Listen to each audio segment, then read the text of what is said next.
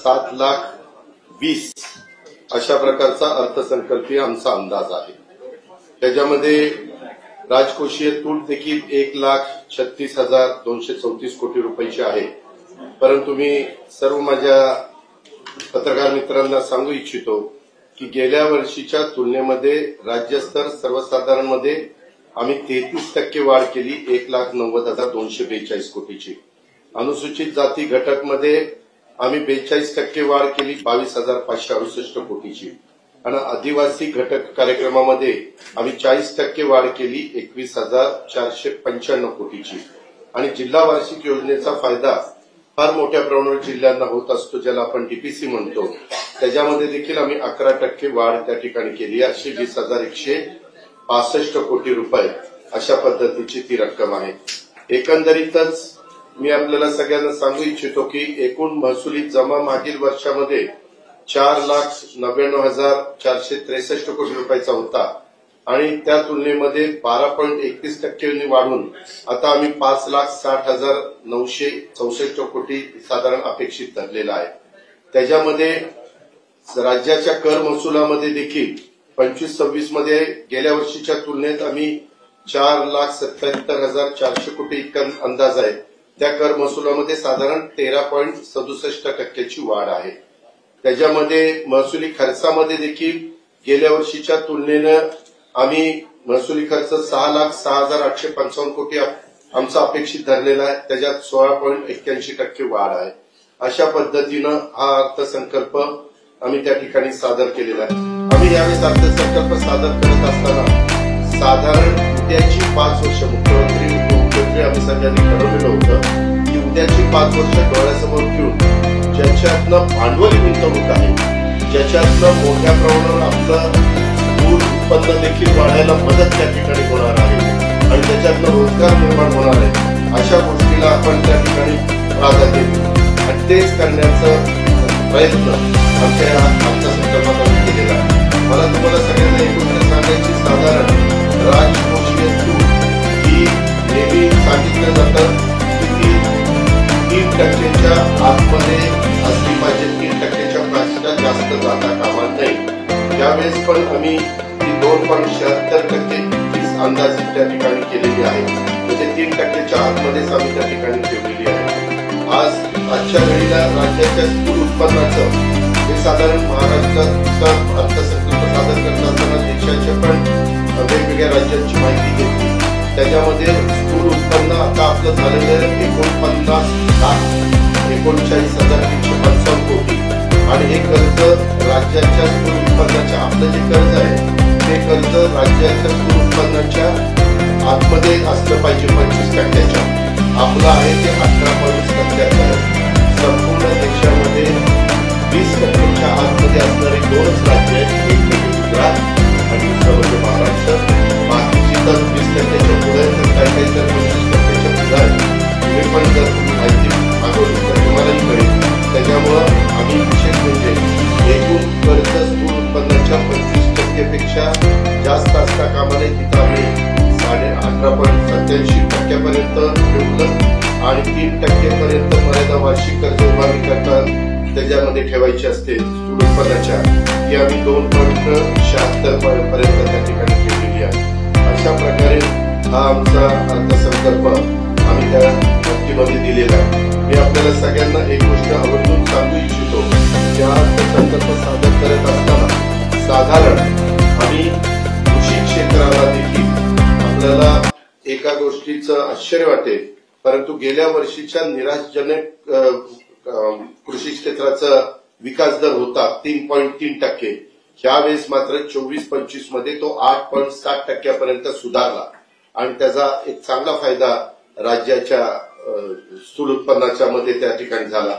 या विकास दरात सातत्याने वाढ करण्याकरता आम्ही शेतकऱ्यांचं उत्पन्न वाढवण्याच्या करता जे काही अलीकडच्या काळामध्ये कृत्रिम बुद्धिमत्तेच्या बद्दल बरंच काही बोललं जातं, त्याला आम्ही या अर्थसंकल्पामध्ये प्राधान्य दिलेलं आहे आणि त्याच्यातनं शेतकऱ्यांचं उत्पन्न वाढवलं, शेती उत्पन्न मूल्यवर्धित, नंतर सिंचन सुविधा, यालाही तुम्ही जर बघितलं असेल तर मोठ्या मोठ्या जे कार्य आमचे मराठवाड्याला, विदर्भाला, उत्तर महाराष्ट्राला अशा वेगवेगळ्या भागाला मदत करणाऱ्या जे मोठे मोठे प्रकल्प होते त्याही प्रकल्पाला आम्ही चांगल्या प्रकारे त्याला निधी देण्याचं काम केलेलं आहे. विजेची गरज भागवण्यासाठी देखील सध्या जगामध्ये सौर ऊर्जेला प्राधान्य दिलं जातं. त्या पायाभूत सुविधा देखील आम्ही या अर्थसंकल्पाच्या निमित्तानं त्याला जास्तीत जास्त प्रोजेक्ट करण्याचा प्रयत्न केलेला आहे. वस्तू व सेवा कराला देखील राज्यात होणाऱ्या उत्पन्नामध्ये दरवर्षी 12 ते 14% त्या ठिकाणी वाढ होती. काही काही पेपरमध्ये वेगळ्या बातम्या आलेल्या त्या माझ्याही पाहण्यात आलेल्या आहेत, परंतु तसं झालेलं नाहीये. मी आपल्याला सगळ्यांना सांगतो की आता देखील आपलं उत्पन्न हे साधारण फेब्रुवारी 25 आता गेल्या फेब्रुवारीपर्यंत आपण 16.3% आपलं जास्त आहे. तामिळनाडूचं 8%, युपीचं 6.7%, गुजरातचं 9.1%, कर्नाटकचं 5.2%, हरियाणाचं 16.2 आहे आणि आपलं 16.3 आहे. अजून मार्च बाकी आहे आणि दिल्लीचं 12.9 आहे. अशा पद्धतीनं मेजर स्टेट ग्रॉस रेव्हेन्यू हा देखील जीएसटीचा आपल्याला सगळ्यांना त्या ठिकाणी बघायला मिळेल. हे सगळं करत असताना आम्ही थोडासा काही टॅक्स वाढवलेला आहे, परंतु तो वाढवत असताना साधारण सर्वसामान्य माणसाला त्याचा कुठला भार पडेल, ज्याची ऐपत आहे कर देण्याची अशांच्याकडनंच तो काढण्याचा प्रयत्न आम्ही केलेला आहे. त्याचबरोबर त्यावेळेस आम्ही अजून एक योजना ही अभय योजना आणलेली आहे. माझ्या आतापर्यंत वेगवेगळ्या सरकारांनी 3 अभय योजना आणलेल्या होत्या, जे आपल्या पूर्वी सेल टॅक्स होता वगैरे ते असताना. आता मात्र ते तसं न करता साधारण आपण फक्त महाराष्ट्र कर आणि शास्ती किंवा विलंब शुल्क हे सार्वजनिक क्षेत्रातील कंपन्यांचे म्हणजे केंद्र सरकारशी संबंधित आणि राज्य सरकारशी संबंधित जे आहेत उपक्रम त्यांच्याकरता थकबाकीची तडजोड करण्याबाबत हे अभय योजना ही आणलेली आहे. त्याचबरोबर आम्ही त्याच्यामध्ये जे काही केलेलं आहे त्याच्यात एक चांगला त्या अभय योजनेमध्ये फायदा होईल असा आमचा अंदाज आहे आणि त्याच्यामुळं जाणीवपूर्वक हे केलेलं आहे. आम्ही जे काही बाकीचे दर जे सीएनजी एलपीजी वाहनांवरचे वाढवलेले आहेत ते इतर राज्यांच्या तुलनेने आपले आज देखील कमीच आहेत. इलेक्ट्रॉनिक वाहनावर मुख्यमंत्र्यांनी असं सांगितलेलं होतं की बाबा 30 लाखाच्या वर वाहनं ही जरा श्रीमंत लोक घेत असतात, तर त्याच्यावरच आपण तो टॅक्स त्या ठिकाणी लावा.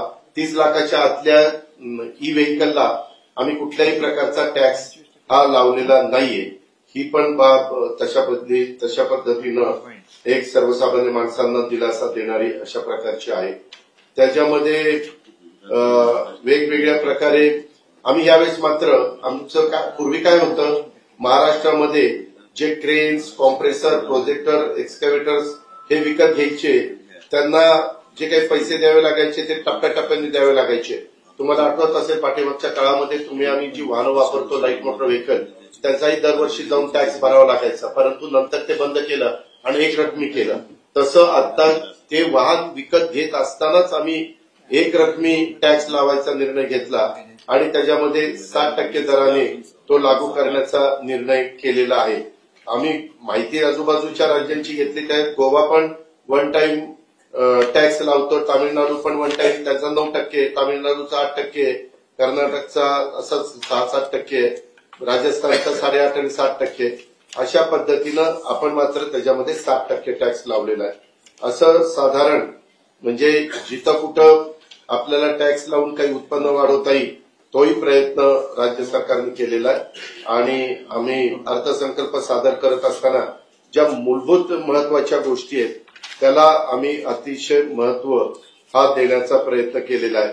म्हणजे विकसित भारत, विकसित महाराष्ट्र या सूत्रानुसार विकास चक्राला गती देण्याच्या करता हा अर्थसंकल्प यंदाचा महायुतीच्या सरकारने जनतेच्या समोर ठेवलेला आहे. आणि त्याच्यामध्ये राज्याच्या शाश्वत आणि सर्वसमावेशक विकासाची रूपरेषा ही आम्ही त्या ठिकाणी तयार केलेली आहे. त्याच्यामध्ये केंद्र सरकारच्या वेगवेगळ्या ज्या काही योजना आहेत त्याचाही जास्तीत जास्त बेनिफिट कसा आपल्याला करून घेता येईल याकरता देखील आम्ही एक वेगळी यंत्रणा त्या ठिकाणी निर्माण करतोय. आणि केंद्राच्या बिनव्याजी 50 वर्षाच्या मुदतीनं 1.25 लाख कोटी रुपये ते यंदा वेगवेगळ्या राज्यांना मिळून देणार आहेत, त्याच्यातनं पण जास्त हिस्सा हा आपल्या राज्याला कसा मिळेल अशा प्रकारे आमचा सगळ्यांचा प्रयत्न त्या ठिकाणी राहणार आहे. तुम्ही जर बघितलं तर आम्ही रस्ते वेगवेगळे असतील, म्हणजे राज्यमार्ग असतील, आमचे व्हीडीआर असतील, ओडीआर असतील, ह्या सगळ्या वेगवेगळ्या प्रकारच्या रस्त्यांना आणि काही बाबतीमध्ये तर आम्ही कॉन्क्रीटचे रस्ते करायचं ठरवलेलं आहे. जे बारकी गावं आहेत ती महत्वाच्या रस्त्यांना जोडण्याच्या करता त्याही करता आम्ही भरीव अशा प्रकारची तरतूद ही निश्चितपणे केलेली आहे. तसंच महाराष्ट्र टेक्निकल टेक्सटाईल मिशन याची आम्ही स्थापना केलेली आहे. सामूहिक प्रोत्साहन योजनेअंतर्गत यावेळेस आम्ही 6,400 कोटी रुपये प्रोत्साहन अनुदान देण्याचा निर्णय त्या ठिकाणी घेतलेला आहे. आता आपल्याला माहिती आहे की गडचिरोली जिल्हा स्टील हब होऊ पाहतोय. तिथं खूप मोठ्या माइन्स मध्ये स्टीलचं जे रॉ मटेरियल असतं ते मिळालेलं आहे. त्याच्यावर तिथं रस्ते चांगले करणं नितांत गरजेचं होतं. त्याकरता 500 कोटी रुपयाचे कॉन्क्रीटचे रस्ते आम्ही त्या भागामध्ये करण्याचा निर्णय त्या घेतलेला आहे.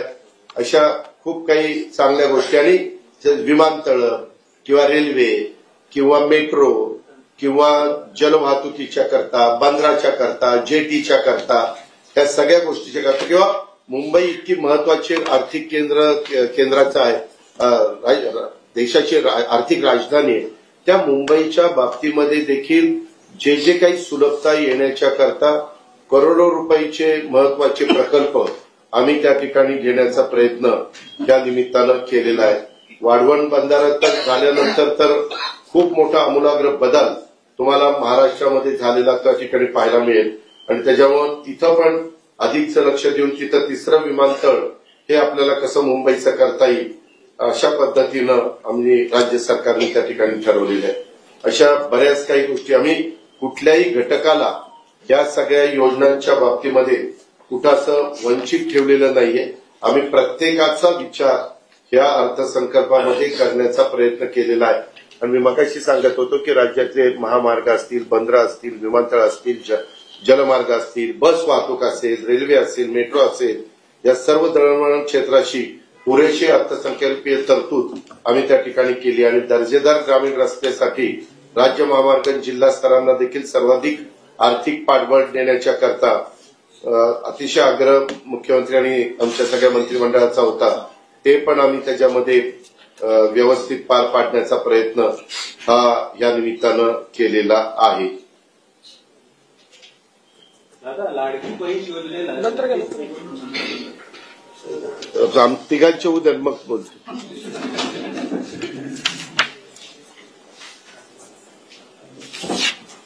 महायुतीच्या काळातलं हे पहिलं अर्थसंकल्पीय आता हा अर्थसंकल्प आहे आपल्याला. गेल्या वेळेस पण आम्ही तिघं होतो, खुर्च्यांची थोडी आदला बदल झाली आहे. मनात तर काही जात नाही ते.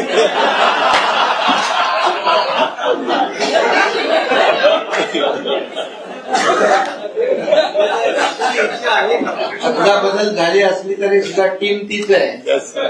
अदला बदल झाली पण बदला बदल नाही झाली. टीम वर्क म्हणून जे आम्ही गेल्या 2.5 वर्षात काम केलं महायुती सरकारने, तेच आम्ही पुढे या ठिकाणी पुढे नेतोय. खरं म्हणजे राज्याच्या सर्वांगीण विकासाला चालना देणारा हा अर्थसंकल्प आहे. गेल्या 2.5 वर्षात आम्ही विकास आणि जनकल्याण म्हणजे कल्याणकारी योजना यांची सांगड घातली होती आणि तेच धोरण आम्ही आता देवेंद्रजींच्या नेतृत्वाखाली टीम म्हणून पुढे नेणार आहोत. आणि आदरणीय प्रधानमंत्री मोदीजींचं जे विकसित भारत 2047 ची संकल्पना आहे त्यामध्ये हा अर्थसंकल्प आमचा मोठा योगदान देणारा ठरेल. कारण त्यांचं $5 ट्रिलियन जे काही स्वप्न आहे त्याच्यामध्ये $1 ट्रिलियन महाराष्ट्राचा जो काही गोल आहे तो अचीव आरामशीर होईल. कारण नीती आयोगाने एकदा एका बैठकीत म्हटलं की मुंबई MMR मध्ये फक्त 1.1 ट्रिलियन डॉलर काय म्हणताय, 1.5 ट्रिलियन डॉलरचं पोटेन्शियल आहे मुंबई आणि मुंबई MMR मध्ये. रेस्ट ऑफ महाराष्ट्र वेगळा आहे. त्यामुळे महाराष्ट्रामध्ये जे पोटेन्शियल आहे ते पोटेन्शियल आता वाढलेलं आहे. आणि त्यामुळे कारण महाराष्ट्रात इन्फ्रास्ट्रक्चर आहे, कनेक्टिव्हिटी आहे, स्किल मॅनपॉवर आहे, चांगलं वातावरण आहे, इंडस्ट्रीला पोषक, आणि म्हणून इंडस्ट्री फ्रेंडली स्टेट हे महाराष्ट्र झालंय. सांगण्याचं तात्पर्य एवढं, जेव्हा मी मुख्यमंत्री होतो त्यावेळी दावोसला 2दा गेलो, जवळपास 7.5 लाख कोटीचं करारनामे झाले त्यावेळेस. आणि आता देवेंद्रजी आणि उदय सामंत आपले गेले त्यावेळेस किती, 15 लाखापेक्षा जास्त, 16 लाख कोटीचे करारनामे झाले. म्हणजे पूर्वीसारखं फक्त करारनामेवालं काम नाहीये, हे ऍक्च्युअल काम करणारं सरकार आहे. कारण मागच्या वेळेचं 75 ते 80% त्याचं एक्झिक्युशन झालं. आणि आता देखील आता जे देवेंद्रजींच्या मार्गदर्शनाखाली 16 लाखाचं जे MOU झाले, प्रत्यक्ष त्याला देखील सुरुवात झालेली आहे. आणि त्यामुळे हे का होतं, कारण या राज्याचं जे काही पोटेन्शियल आहे, राज्यामध्ये ज्या काही पायाभूत सुविधा आहेत, राज्यामध्ये ज्या काही सोयी सुविधा आहेत, सिंगल विंडो क्लिअरन्स आहे, उद्योग जे येतात त्यांना रेड कार्पेट आहे, त्यांना दिल्या जाणाऱ्या सुविधा आहेत, या सगळ्या सुविधा आहेत. आता मगाशी दादांनी सांगितलं सुरजागडमध्ये, गडचिरोलीमध्ये स्टील इंडस्ट्री आता एकदम रांग लावून राहिलेली आहे. आणि आता गडचिरोली सारखा जिल्हा जर मेन स्ट्रीम मध्ये येतोय तर इतर जिल्ह्यामध्ये तर मग आपल्याला खूप पोटेन्शियल आहे. आणि त्यामुळे आज समृद्धी महामार्ग जर आपण पाहिला, हिंदुहृदय सम्राट बाळासाहेब ठाकरे समृद्धी महामार्ग, हा केवळ एक रस्ता नाहीये. देवेंद्रजींनी तो सुरू केला, मी तेव्हा मंत्री होतो, मग मी मुख्यमंत्री झालो आणि आम्ही तो आदरणीय प्रधानमंत्री महोदयांच्या शुभ हस्ते त्याचं लोकार्पण केलं. आता त्या रस्त्यामध्ये इकोसिस्टीम तयार होते, नोड तयार होत आहे. त्या ठिकाणी सोलर आहे, त्या ठिकाणी विविध म्हणजे आपलं अमरावतीला मेगा टेक्सटाईल पार्क करतोय आपण. म्हणजे तिथल्या परिस्थितीनुसार मग शेतकऱ्यांसाठी फूड प्रोसेसिंग युनिट आहे. हे सगळं म्हणजे ते एक व्हॅल्यू ऍडिशन जे आहे ते करण्याचा प्रयत्न आम्ही करतोय. आणि त्यामुळे कुठलाही रस्ता जो आहे, रस्ता फक्त महामार्ग नाही तर तो पूर्ण राज्याची एक इकोसिस्टीम आणि गेम चेंजर प्रकल्प आम्ही ठरवतो. अटल सेतू बघा, मुंबईचा कोस्टल रोड बघा. आता मगाशी भाषणात दादांनी सांगितलं मुंबईत पुण्याचा मिसिंग लिंक, अर्धा तास आम्ही लवकर जाणार, लवकर येणार. म्हणजे मुंबई पुणेमुळे तिकडे काय झालं, IT पार्क झाले, सर्व्हिस इंडस्ट्री आली, मोबाईल इंडस्ट्री आली, रिअल इस्टेट बूम झालं. म्हणजे एक रस्ता काय करू शकतो असं आम्ही अनेक रस्ते म्हणजे इन्फ्रास्ट्रक्चर या अर्थसंकल्पात घेतलेले आहेत. रस्ते, कनेक्टिव्हिटी, आणि त्यामुळे कनेक्टिव्हिटी महत्वाची आहे. आज मुंबई गोवा कोस्टल मार्ग आम्ही करतोय, सागरी महामार्ग, पर्यटन वाढणार आहे आणि इतर जे काही, त्यामुळे पर्यटनाला देखील पैसे ठेवले त्याच्यामध्ये. आणि म्हणून जवळपास जे काही 5,000 किलोमीटरचं ग्रीड जे आहे म्हणजे वेगवेगळ्या टप्प्यामध्ये ते आम्ही या ठिकाणी, शक्तीपीठ आहे, इतरही रस्ते आहेत. म्हणजे पायाभूत सुविधा, खऱ्या अर्थाने ज्या राज्याच्या पायाभूत सुविधांवर खर्च जास्त असतो त्याची प्रगती जास्त पुढे वेगाने होत असते. हे गणित आहे, साधं समीकरण आहे. त्यामुळे या आपण जर बघितलं तर पायाभूत सुविधांसाठी खूप मोठ्या प्रमाणावर निधी आम्ही त्याची आकडेवारी अजितदादांनी दिलेली आहे, त्या आकडेवारीत नाही. त्यामुळे अमेरिकेचं उदाहरण आपल्याला माहित आहे, त्यांची ओळख जी आहे त्यांची श्रीमंती रस्त्यामुळे आहे. आणि म्हणून आज कनेक्टिव्हिटीला आम्ही प्राधान्य दिलेलं आहे. फक्त रस्त्याच्या कनेक्टिव्हिटी नाही तर एअरपोर्ट देखील घेतले. आता एक नवीन मुंबईचा होतोय, एक वाढवणचा आम्ही करतोय. इतर जे एअरपोर्ट आहे ते नाईट लँडिंग आहे, तिथले सोयी सुविधा आहेत, स्ट्रीप वाढवल्या आहेत. महाराष्ट्रातले अनेक एअरपोर्ट आम्ही डेव्हलप करतोय. त्यामुळे एअर कनेक्टिव्हिटी झाली, रोड कनेक्टिव्हिटी झाली, पोर्ट आम्ही करतोय. त्यामुळे वॉटर कनेक्टिव्हिटी जी आहे ती आम्ही वाढवतोय. आणि त्याचबरोबर रेल्वे जे केंद्र सरकार आम्हाला मदत करतंय, आदरणीय मोदी साहेबांच्या मार्गदर्शनाखाली आपण पाहिलं की वंदे भारतच्या ट्रेन असतील, रेल्वे ट्रॅक असतील, मग आमचा त्याच्यामधला सहभाग जो आहे तो आम्ही देतोय. म्हणजे air connectivity, rail connectivity, road connectivity, water connectivity आणि मेट्रोची कनेक्टिव्हिटी, या कनेक्टिव्हिटीवर आमच्या सरकारने या अर्थसंकल्पामध्ये भर दिलेला आहे. आणि त्यामुळे मला वाटतं वाहतुकीचा जो काही प्रश्न आहे, जिथं वेळ वाचतो, इंधन वाचतं, पोल्युशन वाचतं, त्याचं उदाहरण एक आपल्या समोर अटल सेतू आणि कोस्टल आहे. त्यामुळे राज्याची प्रगती वेगाने होऊ शकते. शेतकऱ्यांबद्दल देखील खूप आम्ही योजना केल्या. मी असताना देखील आताही देवेंद्रजींच्या मार्गदर्शनाखाली अजितदादांनी आजच्या अर्थसंकल्पात शेतकरी हा केंद्रबिंदू मानला आम्ही. त्याला देखील आम्ही त्या वाऱ्यावर सोडणार नाही. त्याला एआयच्या वापरामुळे आता राज्यामध्ये प्रगत शेतकरी, आधुनिक शेतकरी ही एक संकल्पना पुढे येते आणि त्यामुळे पुरोगामी महाराष्ट्राचा शेतकरी आता प्रगत शेतकरी असणार आहे. आणि हे देखील आमच्यासाठी खूप चांगलं आहे. सिंचन प्रकल्प गेल्या 2.5 वर्षात आम्ही सिंचन प्रकल्प 146-150 केले. आपण महाविकास आघाडीचं म्हणाल तर हातावर अजितदादा किती होते? सुप्रमा आपण दिल्या, म्हणजे आपण दिल्या आणि त्यांनी 3 दिल्या होत्या. मग 150 सुप्रमा आणि 3 याच्यामधला फरक बघा. आणि आता पण विविध पाणी प्रकल्प जे आहे, सिंचन प्रकल्प आहेत, एक राज्यामध्ये समतोल साधण्याचा आम्ही प्रयत्न केला. जलयुक्त शिवार योजना देवेंद्रजींनी सुरू केली, ती महाविकासनी बंद केली. मराठवाडा वॉटर ग्रीड देवेंद्रजींच्या काळात सुरू झालं, महाविकास आघाडीने बंद केली, ते आम्ही सुरू केली. आणि त्यामुळे पाणी हे महत्वाचं आहे. शेतकऱ्यांना सिंचन प्रकल्प हे महत्वाचे आहेत आणि म्हणून सिंचन प्रकल्पावर देखील मोठ्या प्रमाणावर प्रादेशिक समतोल साधण्याचा आम्ही प्रयत्न करतोय. आणि त्याचबरोबर शेतकऱ्यांना दिवसा वीज देण्याचा आपला प्रयत्न जो आहे, आपलं सोलर आणि त्याच्यावर देखील आपण भर दिलेला आहे. पर्यटनात खूप मोठं 720 किलोमीटरचा आम्हाला पर्यटन आपलं समुद्र किनारा आहे, त्याच्यावर देखील या अर्थसंकल्पात दादांनी लक्ष दिलेलं आहे आणि पर्यटनाला देखील चालना दिली आहे. पर्यटन धोरण आपण चांगलं करतोय. त्याचबरोबर महिला जे आहेत, एक लाडकी लखपतीत आहे, मुख्यमंत्री माझी लाडकी बहीण आहे, ती देखील, त्याच्यासाठी देखील आम्ही 36,000 कोटी रुपयाची तरतूद केलेली आहे. त्यामुळे विरोधक जे आहे त्यांना बोलण्याचं काही संधी ठेवली नाही. आता ते वाढणार कधी, त्याच्यावर आमचं काम चालू आहे. आता आम्ही जी घोषणा केलेल्या आहे त्या प्रिंटिंग मिस्टेक नाहीये, त्या ऍक्च्युअल आम्ही करणार आहोत. जे केले ते पंचवार्षिक असतं ना, 5 वर्षाचा आपला वचननामा असतो. त्यामुळे तुम्हाला त्याचं गणित तर केलं पाहिजे.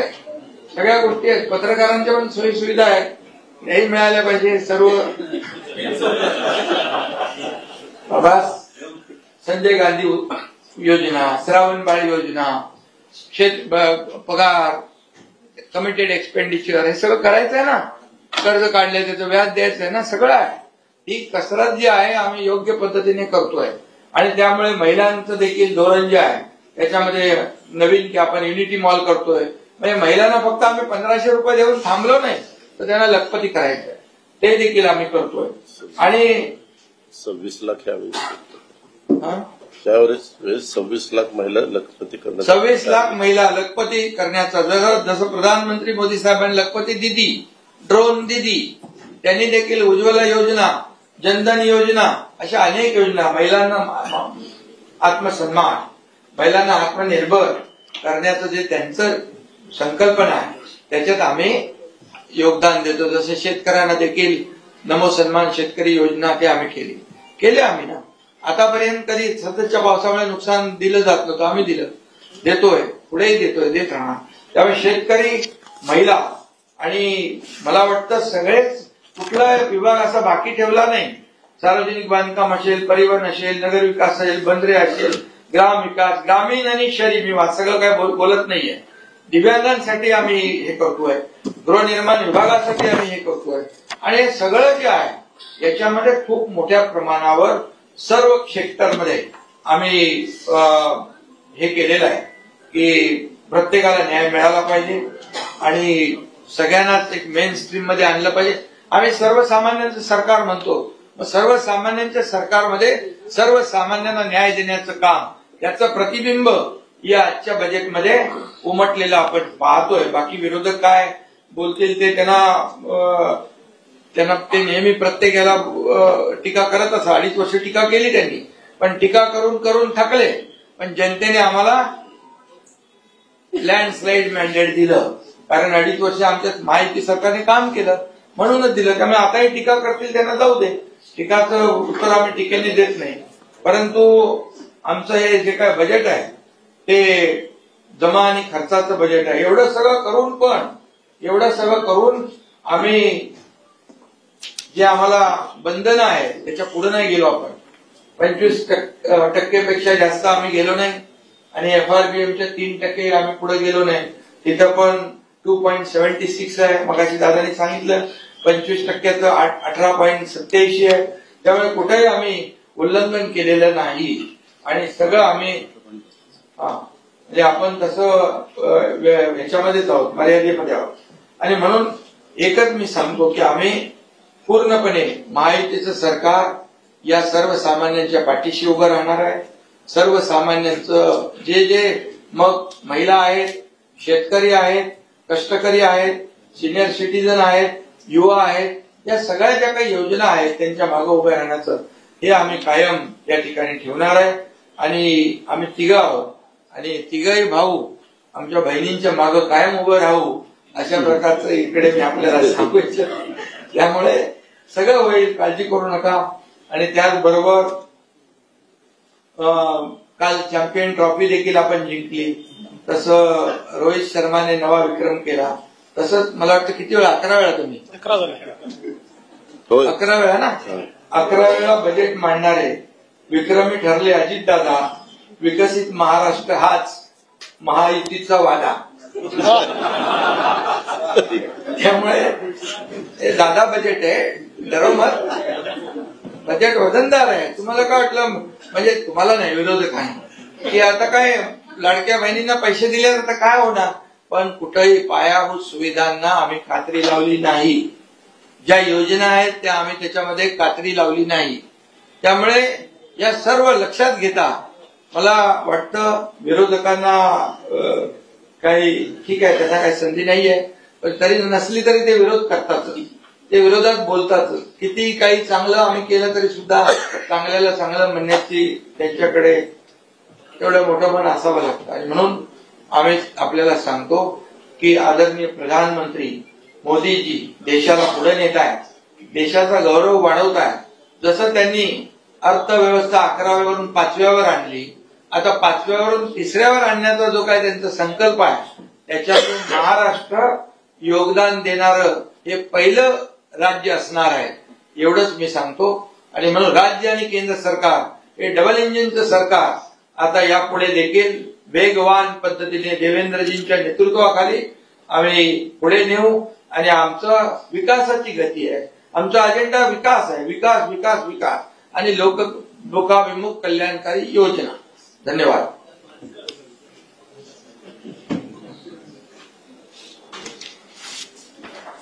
सर्वप्रथम मी महाराष्ट्राचे उपमुख्यमंत्री आणि अर्थमंत्री श्री अजितदादा पवार आणि अर्थ राज्यमंत्री ऍडव्होकेट आशिष जयस्वाल यांचं मनापासून अभिनंदन करतो की एक अतिशय लोकाभिमुख आणि विकसित भारतासोबत विकसित महाराष्ट्र घडवण्याच्या दिशेनं हा अर्थसंकल्प मांडलेला आहे. आणि विशेषतः उद्योग, शेती, पायाभूत सुविधा, रोजगार आणि सामाजिक विकास या पंचसूत्रीवर हा अर्थसंकल्प या ठिकाणी आपल्याला काम करताना दिसतोय. अर्थसंकल्पाकडे पाहत असताना निश्चितपणे विविध पॅरामीटर्सवर अर्थमंत्र्यांनी जे काम केलंय ते वाखाणण्यासारखं आहे. याचं कारण विविध योजनांमुळे कमिटेड एक्सपेंडिचर आणि रेव्हेन्यू एक्सपेंडिचर या दोन्ही गोष्टी कमालीच्या वाढलेल्या असताना देखील अर्थसंकल्पाचा बॅलन्स तोल हा कुठेही त्यांनी ढळू दिलेला नाही. साधारणपणे असा समज होता की फिस्कल डेफिसिट राजकोषीय तूट ही 5% जाईल आणि पहिल्यांदा महाराष्ट्र बेशिस्तीत जाईल अशा प्रकारे अनेक लोक अंदाज लावत होते. परंतु सरत्या वर्षाची तूट ही 2.9% आणि पुढील वर्षाची तर ती अजून इम्प्रूव्ह करून 2.7% कमी आणण्याचं काम हे अर्थमंत्र्यांनी केलेलं आहे. अनेक वेळा लोक ऍब्सोल्यूट टर्म्स मध्ये त्या ठिकाणी महसुली तूट किती झाली अशा प्रकारचा आकडा ज्यावेळेस बघतात त्यावेळी त्यांनी आपल्या अर्थसंकल्पाचा साईज काय झाला, 7 लाख कोटी रुपयाचा साईज आपल्या अर्थसंकल्पाचा झाला आहे. म्हणजे देशामध्ये एखादंच राज्य आपल्या पुढे असेल यूपी वगैरे सारखं, कारण त्यांची लोकसंख्या जवळपास 22 कोटी त्या ठिकाणी आहे. पण त्याचा अर्थसंकल्पाचा जरी तो साईज असला 8 लाख कोटीचा तरी त्याचं उत्पन्न मात्र ओव्हरऑल आपल्यापेक्षा बरंच कमी आहे. हे जरी असलं तरी 7 लाख कोटी रुपयाचा अर्थसंकल्प आज या ठिकाणी सादर झालेला आहे. आणि इतरही पॅरामीटर्सवर जर आपण बघितलं त्याचा उल्लेख या ठिकाणी अर्थमंत्री महोदयांनी आणि शिंदे साहेबांनी केला की आपली जीएसडीपीची वाढ ही देखील अत्यंत चांगली आहे. देशामध्ये 6.4% वाढ असताना 7.5% आपण वाढतो. आणि साधारण आपण ट्रेंड बघितला आपला तर गेल्या 10 वर्षामध्ये 2020-21 आणि 21-22 ही 2 वर्ष जर आपण सोडली तर साधारणपणे दरवर्षी 4 ते 5 लाख कोटीने आपला जीएसडीपी वाढतो. आणि म्हणून हे जरी खरं असलं की आपलं कर्ज काही प्रमाणात वाढलेलं आहे तरी आपली कर्ज घेण्याची मर्यादाही वाढलेली आहे. आणि जीएसडीपीच्या 25% आपल्याला कर्ज घेता येतं. अद्यापही आपण 18% आहोत. एकाही वर्षी म्हणजे मागच्या वर्षी लाडकी बहीण योजना आपण घोषित केली आणि त्याची तरतूद आपल्याला करावी लागली तरीही आपण कुठेही आपल्या कर्जाच्या लिमिटचं उल्लंघन हे केलेलं नाही. त्यामुळे मला असं वाटतं की अशा या सगळ्या ज्याला म्हणतात आर्थिक तणावाच्या स्थितीमध्ये किंवा भाराच्या स्थितीमध्ये देखील अतिशय बॅलन्स्ड अशा प्रकारचा हा अर्थसंकल्प या ठिकाणी सादर झालाय. उद्योग क्षेत्रामध्ये महाराष्ट्राची भरारी चाललेली आहे. ही 2 गोष्टींनी आपल्याला त्या ठिकाणी दिसते. एक तर कोविड वर्षानंतरचं वर्ष असल्यामुळे उद्योगाचा ग्रोथ रेट हा देशामध्ये खूप मोठा होता, जो यावर्षी म्हणजे सरत्या वर्षी संपूर्ण देशात कमी आला. तरी देखील देशाच्या तुलनेत महाराष्ट्राचा ग्रोथ रेट चांगला आहे. आपण आर्थिक पाहणीमध्ये देखील बघितलं असेल तर आता स्टार्टअप मध्ये नंबर 1 वर आपण आहोत. आणि सगळ्यात महत्वाचं जीएसटी कलेक्शन आहे. जीएसटी कलेक्शन मध्ये महाराष्ट्र ज्या वेगानं पुढे चाललेला आहे, आपण जर बघितलं असेल तर यावर्षी नॅशनल ऍव्हरेजच्या 7% जास्त कलेक्शन आपलं आहे. साधारणपणे आतापर्यंत नॅशनल ऍव्हरेजच्या 2%, 3%, 4% आम्ही वर असायचो. यावर्षी नॅशनल ऍव्हरेजच्या 7% आपण जास्त कलेक्शन केलेलं आहे. आणि ऍब्सोल्यूट टर्म्स जर आपण बघितलं आज 1.5 लाख कोटीच्या वर आपण चाललेलो आहोत. आपण जर बघितलं तर इतर सगळी राज्य ही साधारणपणे आपल्या अर्ध्या कलेक्शनवर आहे. त्याच्यामुळे औद्योगिक दृष्ट्या महाराष्ट्राची जी काही वाढ होते ती यातनं ध्वनित होते की आपण एफडीआय मध्ये नंबर 1, आपण स्टार्टअपच्या इन्व्हेस्टमेंटमध्ये आणि नंबरमध्ये नंबर 1 आणि आपण जीएसटी मध्ये देखील नंबर 1 या तिन्ही मानकांवर आपण नंबर 1 आहोत. पायाभूत सुविधांच्या संदर्भात अतिशय चांगल्या पद्धतीनं या अर्थसंकल्पाने न्याय दिलेला आहे. विशेषतः एका प्लॅन पद्धतीनं, नियोजित पद्धतीनं इन्फ्रास्ट्रक्चर तयार करण्याचा विचार याच्यामध्ये अर्थमंत्र्यांनी मांडलेला आहे, ज्यामध्ये रस्त्यांचा आराखडा पुढच्या 20 वर्षाचा आराखडा तयार करून आणि त्या आराखड्याच्या आधारावर विकास करायचा.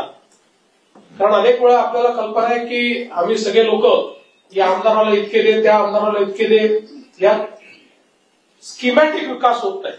म्हणून आम्ही तिघांनी हा निर्णय केला, त्याचा एक आराखडा तयार केला आणि त्याच्याकरता एक्सटर्नल फंडिंग आपण उभं केलेलं आहे.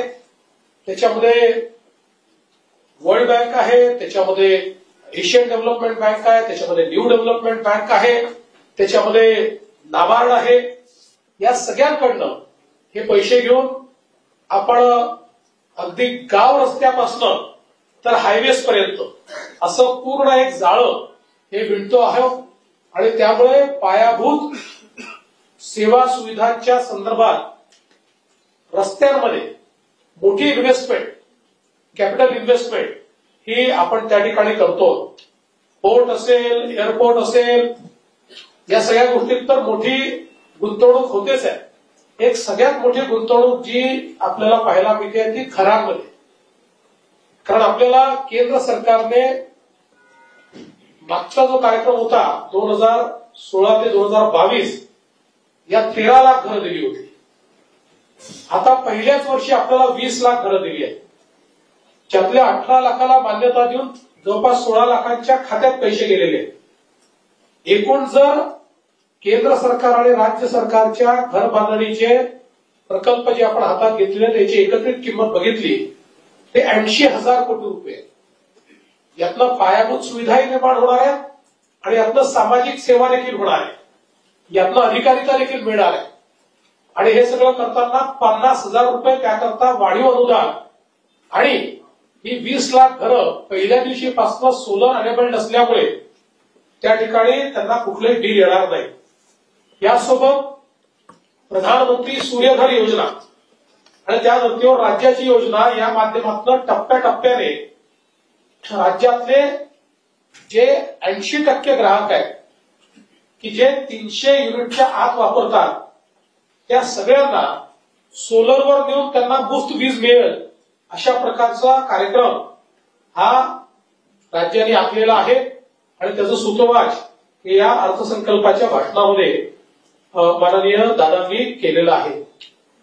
यासोबत शेती क्षेत्रामध्ये विविध योजनांचा त्या ठिकाणी अवलंब करताना सगळ्यात महत्वाचं काही असेल तर आधुनिक तंत्रज्ञान आणि त्यातही एआयचा वापर.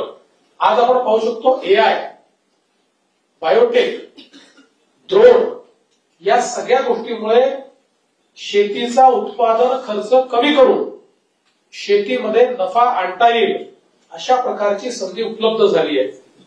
आणि एआयच्या माध्यमातून तर माती परीक्षणापासून तर फ्लॉवरिंग स्टेज पर्यंत सगळं जे काही लाईफ सायकल आहे याचं मॉनिटरिंग करता येतं आणि म्हणून त्याचा वापर करण्याकरता पहिल्यांदा योजना ही या अर्थसंकल्पामध्ये या ठिकाणी सादर झाली आहे. आणि त्यासोबत आमच्या सरकारचे महत्वाचे प्रकल्प म्हणजे जलयुक्त शिवार टप्पा 2 आणि नदीजोड प्रकल्प या दोन्ही प्रकल्पांकरता भरीव अशा प्रकारची तरतूद या अर्थसंकल्पाने या ठिकाणी केलेली आहे. हे सगळं करत असताना मोठ्या प्रमाणात रोजगार निर्मितीवर आपण भर दिलेला आहे. ज्या प्रकारचे कार्यक्रम हातात घेतले ते रोजगार निर्मितीकडे नेणारे अशा प्रकारचे कार्यक्रम आहेत. आणि अगदी लाडकी बहीण योजनेच्या अंतर्गत जो पहिला प्रयोग नागपूरला झाला आणि काही महिलांनी एकत्रित येऊन आपल्या 1,500 रुपयातनं 30 लाख रुपये जमा केले आणि त्याची स्मॉल क्रेडिट सोसायटी तयार झाली. अशा प्रकारच्या सोसायट्यांचं जाळं तयार करून या लाडक्या बहिणींना आम्हाला त्यांचे जे पैसे आहेत ते गेनफुल एक्सपेंडिचर मध्ये गेले पाहिजे की ज्यातनं त्यांना 2 पैसे मिळाले पाहिजे असं एक पूर्ण चक्र आम्ही तयार करतो आहोत. आणि त्यातनं राज्यात अपेक्स आणि प्रत्येक जिल्ह्यामध्ये अशा प्रकारच्या सोसायट्या या तयार करून त्यातनं त्यांना अधिकारिता देण्याचा आमचा प्रयत्न आहे. आणि यासोबत महत्वाचा विषय असा आहे की 1,500 रुपये आपण तर देतोच आहोत पण आपल्या महिलांना स्वावलंबी करण्याकरता माननीय प्रधानमंत्र्यांनी जी त्या ठिकाणी लखपती दिदी योजना आणली आहे. लखपती दिदीचा अर्थ ज्या महिला सरकारी योजनेचा वापर करून त्यातनं व्यवसाय उभा करून वर्षाला 1 लाख रुपयांपेक्षा जास्त कमवतात त्यांना लखपती दिदी म्हटलं जातं. हे काही वन टाइम लखपती नाही आहे, वर्षाला त्यांनी कमवायचे आहेत. अशा गेल्या वर्षी आपण 23 लाख लखपती दिदी तयार केलेल्या आहेत. आता यावर्षी अजून 24 लाखाचं आपलं उद्दिष्ट आहे. 1 कोटी आमच्या बहिणींना आम्ही ठरवलेलं आहे की आम्हाला लखपती दिदी बनवायचं आहे. म्हणजे ज्या स्वतःच्या भरोशावर केवळ 1500 रुपये नाही तर स्वतःच्या भरोशावर 8 ते 10 हजार रुपये महिना कमावतील अशा प्रकारची ही योजना अतिशय चांगल्या पद्धतीनं आपण त्या ठिकाणी राबवतो. हे सगळं करत असताना मला याही गोष्टीचा आनंद आहे की आपला जो सामाजिक न्याय विभाग असेल किंवा आदिवासी विकास विभाग असेल या दोन्ही विभागांच्या तरतुदीमध्ये भरीव अशा प्रकारची वाढ करण्यात आलेली आहे. जवळपास 43% आणि 40% अशी वाढ या ठिकाणी केलेली आहे.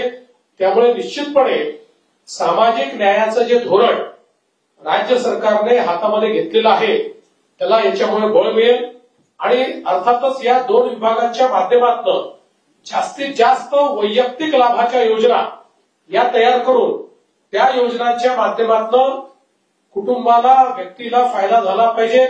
शिक्षण, आरोग्य, रोजगार या प्रत्येक बाबीवर त्याचा फायदा झाला पाहिजे अशा प्रकारचा प्रयत्न या माध्यमातून करण्यात आलेला आहे. खरं म्हणजे अनेक गोष्टी या ठिकाणी सांगता येतील पण मी असं म्हणेल की एक अत्यंत संतुलित अशा प्रकारचा अर्थसंकल्प हा अजितदादांनी सादर केलेला आहे. या अर्थसंकल्पातून आपण विकासाकडे जाऊ आणि त्यातनं रोजगाराची देखील निर्मिती होईल अशा प्रकारचा अर्थसंकल्प आहे. आणि विशेषतः एकादशीच्या दिवशी एकादश अर्थसंकल्प म्हणजे 11वा अर्थसंकल्प दादांनी सादर केलेला आहे. आतापर्यंत अर्थसंकल्प सादर करण्याचा रेकॉर्ड हा बॅरिस्टर शेषरावजी वानखेडे यांच्या नावाने आहे. 13 अर्थसंकल्प त्यांनी सादर केले आहेत. दादा या टर्म मध्ये तो रेकॉर्ड तोडणार आहे पण तो रेकॉर्ड तोडत असताना एक अतिशय उत्तम अशा प्रकारचा अर्थसंकल्प त्यांनी दिला. त्याबद्दल त्यांचे मी मनापासून आभार मानतो, त्यांचं अभिनंदन करतो आणि आम्ही तिघही या अर्थसंकल्पाच्या अनुरूप पुढची वाटचाल होईल अशा प्रकारचा प्रयत्न करू असं मी आश्वासित करतो.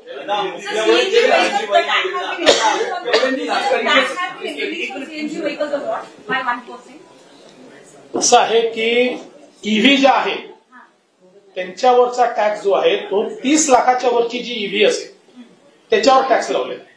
30 लाखाच्या आत, कारण आम्ही साधारण बघितलं की आज जे मार्केट आहे ते 30 लाखाच्या आतलंच आहे. पण कोणी लक्झरी घेत असेल तर मग त्याच्यावर टॅक्स लागला पाहिजे या दृष्टीने तो टॅक्स लावला है. दो सवाल है. पहला तो जिस तरीके से 7 जगहों पर एमएमआर रीजन में आर्थिक जोन बनाने का फैसला सरकार ने किया वो क्या है, और दूसरा कई विपक्ष कह रहा है कि लाडली बहन योजना के पैसे कम किए सरकार ने किस वजह से. देखिए पहली बात तो ये है कि ये जो जिस प्रकार से हमने एमएमआर हमारे डीकेसी को एक फाइनेंशियल कैपिटल के रूप में उसको हमने स्थापित किया है, एक बिजनेस सेंटर के रूप में स्थापित किया है. इसी प्रकार के बिजनेस सेंटर्स ये 7 जगह पर हम लोग तैयार करना चाहते हैं क्योंकि बहुत बड़े पैमाने पर आज हमारे यहाँ निवेश आ रहा है और विशेष रूप से मुंबई एक फिनटेक कैपिटल भी बन गया है और मुंबई ये स्टार्टअप कैपिटल भी बना है.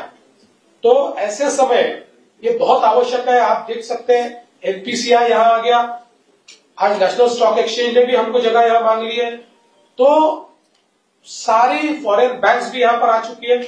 तो इसलिए अब हमारे लिए ये वक्त है कि हम लोग इस प्रकार के बिजनेस सेंटर जो हमारे हैं उसको और बड़े पैमाने पर तैयार करें, जिसका उल्लेख हमारे शिंदे जी ने किया कि जो हमने एमएमआर रीजन के ग्रोथ का एक रोडमैप तैयार किया है उसमें एमएमआर रीजन ही 1.5 ट्रिलियन तक जा सकता है.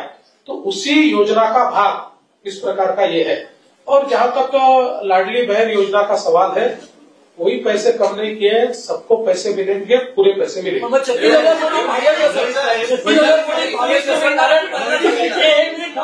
लाडकी बहीण योजनेला 43,000 कोटी लागतील असा अंदाज केला होता आणि त्याच्यात जर 2100 करायचे आले तर 64 पर्यंत खर्च वाढेल आणि बजेटमध्ये प्रोव्हिजन 36,000 कोटीची आहे।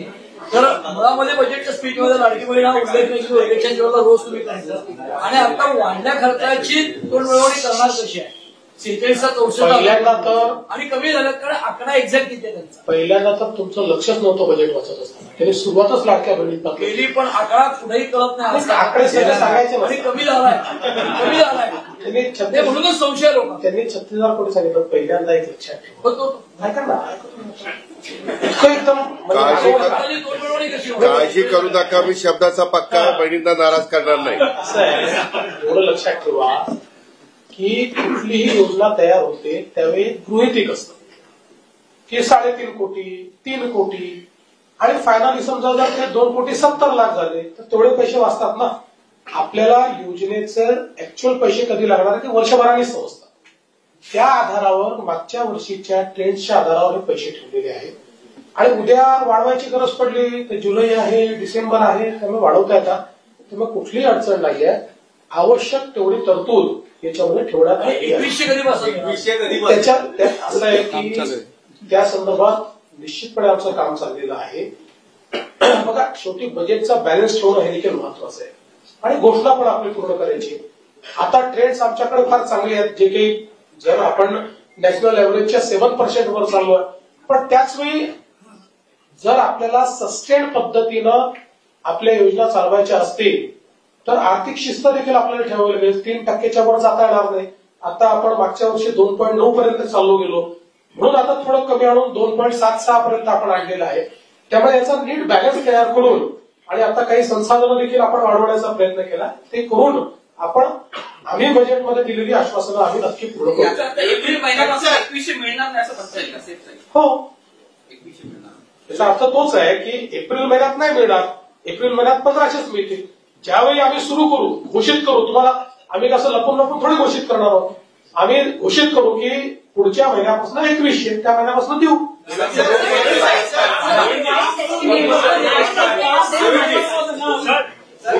सोनू बोल महाविकास जो लाडली बजट प्रोविजन था विस्तार उसमें दिख नहीं रहा। 547 करोड़ आपको किसके दे रहे? महाराष्ट्र विधानमंडल।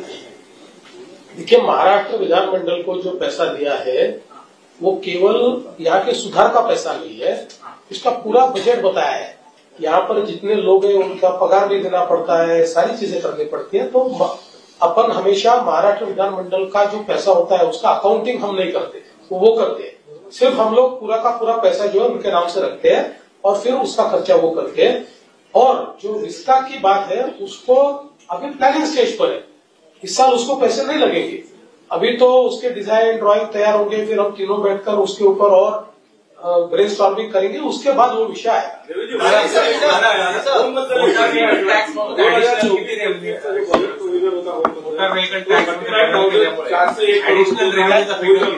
$180 का 70 आहे, 1000 कोटीच्या पुढे एकाचं 670 पुढाचे 170 1200 कोटीपर्यंत। तुम्ही जे सांगताय ना ते वर्षभरातला तो खर्च होतो। आता काही मागण्या आमच्या जुलैमध्ये येतील, काही मागण्या आमच्या डिसेंबरमध्ये येतील, काही पुढच्या मार्चमध्ये येतील, त्यामुळे फायनली तो खर्च याच्यावरच जातो, कमी होत नाही। जो घोषणा है क्या है, किस तरीके से या संपूर्ण बजेटमध्ये आरोग्यावरती आणि वैद्यकीय शिक्षणावरती अत्यंत अपूर्ण दिसून येते। नीती आयोगाच्या म्हणण्यानुसार राष्ट्रीय धोरणानुसार बजेटच्या 8% किमान खर्च हा आरोग्यावरती असायला पाहिजे। मागच्या वेळेला मुख्यमंत्री असताना एकनाथ शिंदे साहेबांनी पण दुप्पट आरोग्यावरती खर्च करू अशी घोषणा केली होती। प्रत्यक्षामध्ये आम्ही वाढवले होते। आताच्या याच्यामध्ये महात्मा फुले योजनेला 2,000 कोटी रुपये लागणार आहे, 3,000 कोटी रुपये दिले। महाराष्ट्राचे दुप्पट एनआरएचएमचे पुढे रेग्युलर कार्यक्रमासाठी सुद्धा पैसा राहणार नाही। याचं कारण काय आहे माहिती का की यातले आता बांधकामाचे जे पैसे आहेत हे एक्सटर्नली एडेड आहे, त्यामुळे आज ते तुम्हाला या ठिकाणी दिसणार नाही। जसं आपल्याला 5,000 कोटी रुपये आपल्याला आता यांनी दिलेले आहेत, हुडकोनी आणि एडीबीने दिलेले आहेत. 12.5. तर हे जे सगळे एक्सटर्नल एडेड पैसे आहेत त्याच्यातनं आपण बांधकामं करणार आहोत आणि आपल्या रेग्युलर कामाकरता हे पैसे ठेवले. वैद्यकीय शिक्षणाला आपण प्रत्येक जिल्ह्यामध्ये एक मेडिकल कॉलेज 35 कॉलेज केली, बजेटमध्ये तरतूद केली फक्त 2,500. होईल ना. त्यांनी मागितले, जे वैद्यकीय शिक्षण विभागाने तिथेच सांगितलं की त्यांना बांधकामाकरता जे पैसे पाहिजेत ते आम्ही वेगळे देतो. काही बांधकामं आपण यातनंही करतो, पण मेजर बांधकामाकरता पैसे आपण एक्सटर्नल एडेड मधून देतो आणि त्यांना जर कुठे कमी पडले तर आम्ही पुन्हा देऊ त्यांना पैसे. त्या अडचण नाही.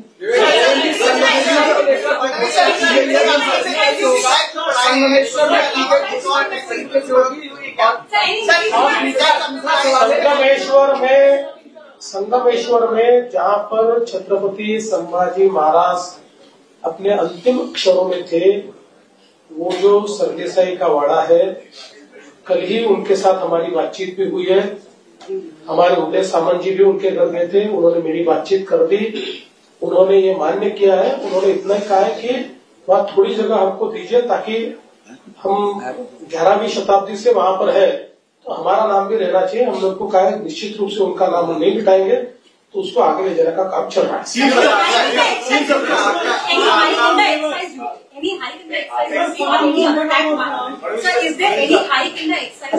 तुम्ही वाचलं ते जिथे जे काय वाढवलं ते सांगितलंच आहे.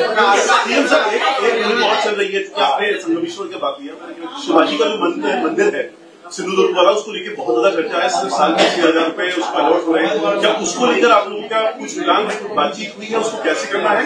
एक कौन सा मंदिर? शिवाजी का जो मंदिर सिंधुदुर्ग में है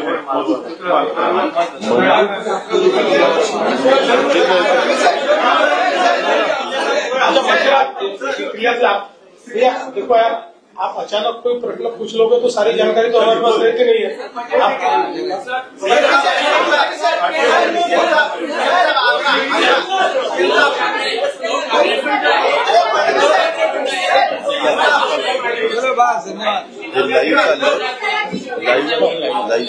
काय म्हणाले? भाव वाढवले नाही मर्सिडीजची, त्यांच्याकरता ते काय वापरतात आम्हाला माहिती आहे ना.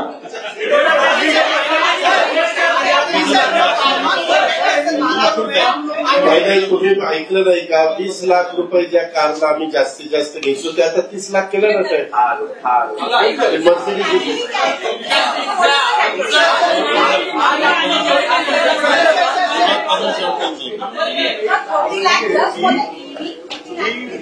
स्थगिती देणार उद्धव ठाकरे नाही या.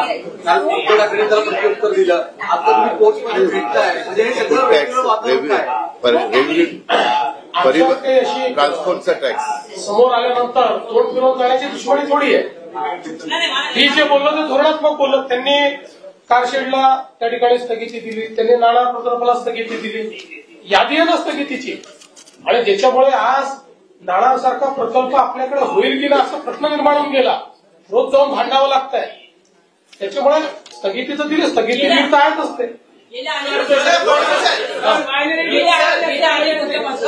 आयपीएल नावाच्या क्रिकेटच्या धंद्याला कोट्यवधी रुपयाची करमाफी दिली जाते गेल्या अनेक वर्षापासून. प्रत्येक अशा प्रेस हा प्रश्न विचारतो, पण ती करमाफी यावेळी पण दिली आहे का देणार असं आहे. करमाफी वगैरे नाही, काही गोष्टींमध्ये आपण त्यांना सूट देतो. ती जी सूट आहे त्याचा क्वांटम बघा आणि आयपीएल झाल्यामुळे आपल्या इथे येणारा बिझनेस बघा. शेवटी आपण समजा आपल्याकडे कोणी कारखाना लावतो तर कारखाना लावणाऱ्याला प्रोडक्शन इन्सेंटिव्ह देतो ना आपण. तसंच हे आहे की आज समजा आपण जर वेगवेगळे टॅक्सेस लावले, एका मिनिटाकरता लक्षात ठेवा, मुंबईचा व्हेन्यू येणार नाही, दुसरे व्हेन्यू घेतलं. आज देशामध्ये व्हेन्यूची कमतरता नाही आहे, नुकसान पण असं आहे. इन्सेंटिव्ह देतच नाही. आपण तुम्हाला सांगतो, नुसते पोलीसचे चार्जेस वाढवले, पोलीसचे ज्यावेळेस वाढवले होते त्यावेळेस त्यांनी निर्णय घेतला होता की आता अहमदाबादला करू, आम्ही अजून चेन्नईच्या स्टेडियमवर करू. त्यामुळे शेवटी आपल्याला एक अर्थकारणी बघावं लागतं. आपल्याला माहितीये की परवा देशाच्या प्रधानमंत्र्यांनी त्या ठिकाणी सांगितलं की कॉन्सर्ट इकॉनॉमी तयार करा. का तयार करा? कारण हे काही ते लोक जे आहेत त्यांचं कॉन्सर्ट ही काही देशांमध्ये तर त्या कॉन्सर्टमुळे त्यांच्या वर्षभराच्या अर्थव्यवस्थेला फायदा मिळाला. इतकं मोठं कोल्डप्लेने म्हणजे $2 बिलियन आणि $4 बिलियन त्या ठिकाणी फायदा आला. त्यामुळे तुम्ही जर तात्विकदृष्ट्या म्हणाल तर मी पण म्हणेल कशाला पाहिजे आयपीएलला, इथे एंटरटेनमेंट आहे. पण त्याचा दुसराही बाजू आपल्याला पाहावी लागते की जर आयपीएलमुळे आपल्याकडे लोक येणार असतील, टुरिस्ट येणार असतील, बिझनेस होणार असतील, हॉटेलमध्ये लोक राहणार असतील तर जीएसटीच्या रूपाने त्याच्यात तिप्पट पैसे आपल्याकडे येतात.